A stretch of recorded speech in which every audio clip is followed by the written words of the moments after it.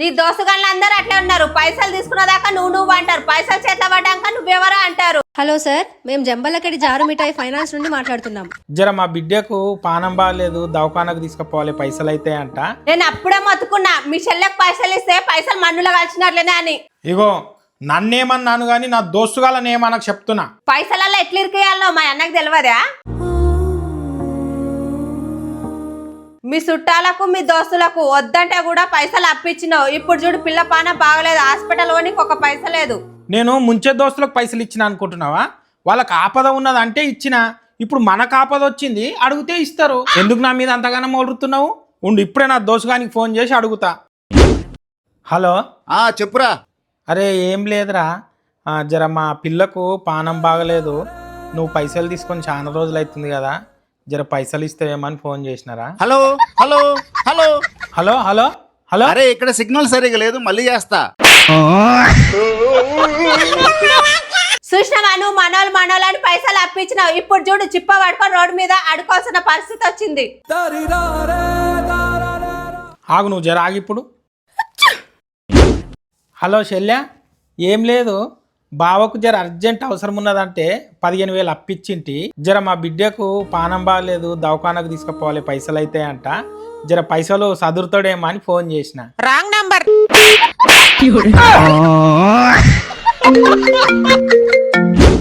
Hello sir, మేము జంబలకడి జారు మిఠాయి finance నుండి మాట్లాడుతున్నాం. గదేం పేరు? సరే ఏ పేరు అయితే నాకేంది, చెప్పుడు మేడం. మీకు 5 లక్షల లోన్ వచ్చింది సార్. అవునా మేడం, ఇంకేంది మరి నా అకౌంట్లో వేయండి. మీరు ముందు చార్జెస్ మాకు 50,000 అకౌంట్లో వేయండి, మీకు 5 లక్షల లోన్ ఇస్తాం. అవునా, సరే నాకు వచ్చిన 5 లక్షల లోన్కి వెళ్ళి 50,000 చార్జెస్ కట్ చేసుకొని 4,50,000 నా అకౌంట్లో వేయండి. అట్లెట్లయితే సార్? మీ ఫైనాన్స్ అట్లుంటే నా ఫైనాన్స్ ఇట్లనే ఉంటుంది మేడం. మీరు మోసం చేసేది, మేము మోసపోయేది జమానా పోయింది మేడం. పెట్టండి, ఫోన్ పెట్టండి. మీ చెల్లెకి పైసలు అడగమంటే ఆడామే ఫోన్ చేసిందని మస్తు సొల్లు కాచుకుంటున్నావు. నేను అప్పుడే మొత్తుకున్నా మీ చెల్లెకి పైసలు ఇస్తే పైసలు మన్నులో కలిసినట్లేనే అని. ఇక ఈసారి మీ బావ మళ్ళీ అనే కలిసిండు అనుకో, పైసలన్నీ అయిపోయినాయి కదా, పై మీద ప్యాంట్ షర్ట్ ఇచ్చేసాయి. ఇగో నువ్వు ఇప్పుడు ఇట్లా మాట్లాడుతున్నావు. మీ అన్న పైసలు అడిగితే నీ పే మీద ఉన్న బంగారం అమ్మి ఇచ్చిందాక దమ్ చేసినావు. మరి ఇప్పుడు ఆ పైసలు అడిగితే 2 ఏళ్ల దినం అవుతున్నది, ఊ లేదు ఆ లేదు. మీ అన్న మనకు పైసలు ఇచ్చుడు కాదు, మనం పైసలు ఇచ్చినందుకు చెల్లె ఇంటిని ఎడబాపుకున్నట్లు చేసుకొని ఇప్పుడు మీ అన్న మన ఇంటికి వచ్చుడే మానేసిండు. మరి ఇది ఎట్లా అంటావు? నువ్వు నన్ను పెళ్లి చేసుకున్నప్పుడు కట్నంకు డిమాండ్ చేసి తీసుకున్నావు కదా, మా అన్న మన తక్కువ తిన్నాడా?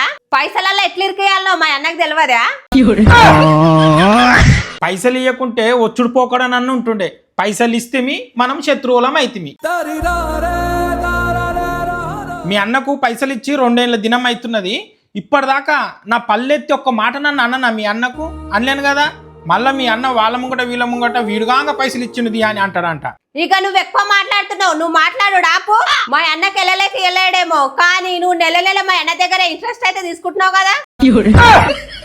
మీ అన్న మిత్తి ఇక్కడ ఎవ్వడు తింటలేడు. నీ బంగారము బ్యాంకులో పెట్టి మీ అన్నకు పైసలు ఇచ్చినాము, బ్యాంక్ ఆయన నూకుంటాడా? మీ అన్న ఇచ్చే ఇంట్రెస్ట్ పైసలు మొత్తం నెల బ్యాంకులనే కడుతున్నా.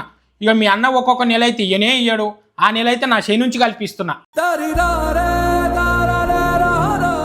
ఉండు, మీ అన్నకు ఫోన్ చేసి పైసలు అడుగుతా. అయితే నేను కూడా మీ చెల్లెకి ఫోన్ చేసి పైసలు అడుగుతాగు. లేదు, నేను ఫోన్ చేసి అడుగుతాగు. జరాగు, మా అన్న దగ్గర ఉన్నప్పుడు ఇస్తాడు, ఆయన కూక టెన్షన్ పెట్టకు. ఆల్రెడీ మా అమ్మకు పానం బాగలేక మా అమ్మ దవాఖానకు దింపి ఐరాన్ అవుతుండు మా అన్న. ఇప్పుడు నేనేం చేయాలి మరి? మా అన్న నెల ఇంట్రెస్ట్ ఇస్తుండు, మీ చెల్లెలు గది కూడా ఇస్తలేదు. ఫోన్ చేసి గట్టిగా అడుగు. మరి మీ అన్నది ఏదైతే పరిస్థితి ఉన్నదో మా చెల్లెది మా బావది కూడా గదే పరిస్థితి ఉన్నదని నువ్వు అనుకోవచ్చు కదా. అంటే మీ వాళ్ళు అయితే ఒక లెక్క, మా వాళ్ళు అయితే ఒక లెక్కనా? నీకు ఇట్లా కాదు, జరాగు. ఇక మీ చెల్లె పైసలు తెచ్చిందాక యానన్న తినిపో, యానన్న వండుకోపో.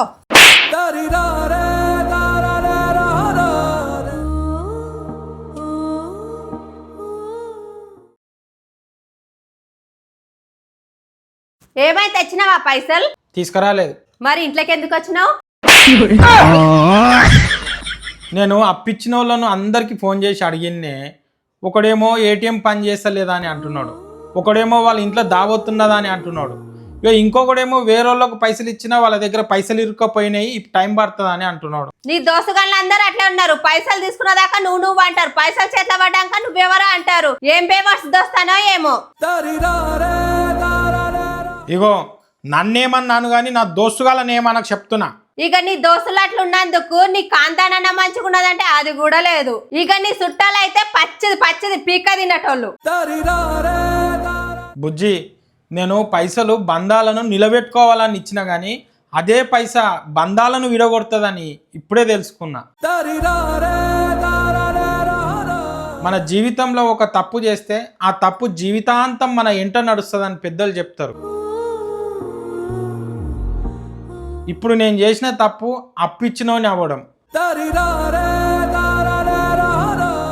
ఇంకోటి బుజ్జి, నువ్వు అంటున్నావు కదా నీ దోస్తులు అట్లా నీ చుట్టాలు అట్లా అని.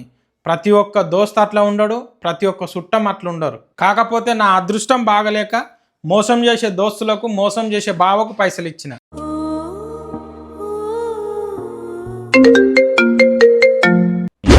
అరే ఎక్కడున్నావురా? ఇంట్లోన్నారా? ఏమైందిరా డల్గా మాట్లాడుతున్నావు? ఏం లేదురా. అరే చెప్పురా, నువ్వు ఎప్పుడు డల్గా మాట్లాడవు, ఏమైందిరా చెప్పు. ఏం లేదురా, మా పాపకు కొంచెం పానం బాగలేదు, దవాఖానలో పైసలు అయితే అంటున్నారు. చేయి జర టైట్ ఉన్నది, అప్పిచ్చిన వాళ్ళకి పైసలు అడిగితే ఇప్పుడు లేవు తర్వాత ఇస్తామని అంటున్నారు. అరే మేము లేమారా, నీకు ఎందుకు టెన్షన్ పడుతున్నావు? ఎవరికైనా బాధ వస్తే పైసలు లెక్క చేయకుండా నువ్వు ముందుండి వాళ్ళ బాధ తీరుస్తావు. నువ్వు బాధలో ఉన్నప్పుడు నీకు సాయం చేయలేకపోతే మన ఫ్రెండ్షిప్కే వాల్యూ లేదురా.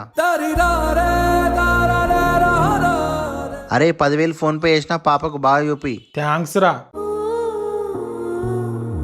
చూసినావా, నా దోస్తుగాళ్ళు బేవర్సుగాళ్ళని తిట్టినావు కదా. నా ఫ్యామిలీ మొత్తం నమ్మక ద్రోహం చేసేవాళ్ళని అన్నావు కదా. ఇప్పుడు నాకు నమ్మకం వచ్చిందే బంధాలు బంధుత్వాలు మానవత్వం ఇంకా ఈ భూమి మీద బతికి ఉన్నాయని.